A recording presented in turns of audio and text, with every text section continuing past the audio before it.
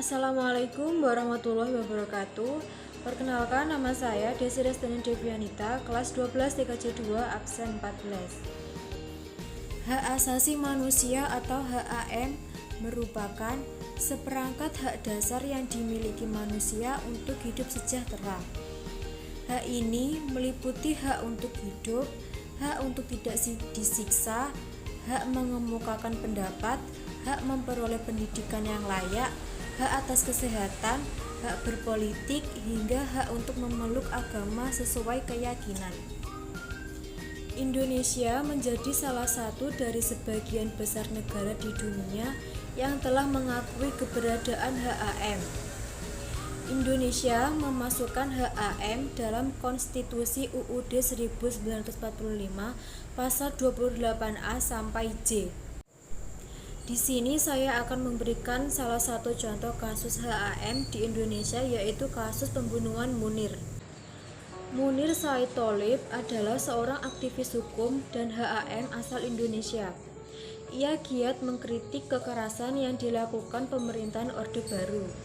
Namanya dikenal setelah mendampingi proses hukum pembunuhan Marsinah, buruh perempuan di Surabaya yang dibunuh karena menuntut hak pada tahun 1993. Karir aktivisme Munir kian melejit kala ia menjadi salah satu tokoh yang mendirikan Komisi untuk Orang Hilang dan Tindak Kekerasan atau Kontras. Menukil catatan Kontras, organisasi nirlaba ini dibentuk sebagai respon atas tindakan kekerasan dan penghilangan paksa yang terjadi pada masa Orde Baru. Kontras aktif dalam advokasi kasus-kasus kekerasan dan penghilangan paksa pada waktu itu.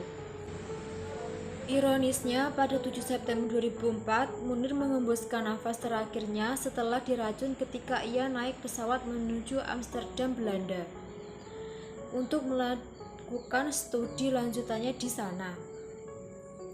Kasus tersebut menjadi yang terhangat ketika itu, hingga Presiden SBY membentuk tim pencari fakta atau TPF untuk menyelidiki kasus tersebut tak lama setelah pembunuhan terjadi. Penyelidikan yang dilakukan TPF tersebut rampung setahun berselang pada Juni 2005. Namun, anehnya, dokumen hasil penyelidikan TPF dinyatakan hilang oleh pemerintah.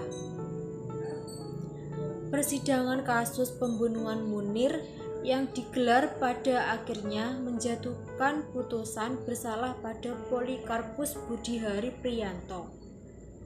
Polikarpus dinyatakan bersalah karena terbukti menjadi orang yang meracuni Munir di pesawat. Dijatuhi hukuman 14 tahun penjara, Polikarpus dibebaskan pada 2018 meski baru menjalani hukumannya selama 8 tahun. Ia pun meninggal pada Oktober 2020 tahun lalu. Meski Polikarpus ditangkap, namun aktor intelektual di balik pembunuhan tersebut belum diketahui hingga kini. Nama Mudi Purwoprajono, Deputi BIN atau penggalangan saat pembunuhan Munir terjadi, sempat terseret dalam kasus ini.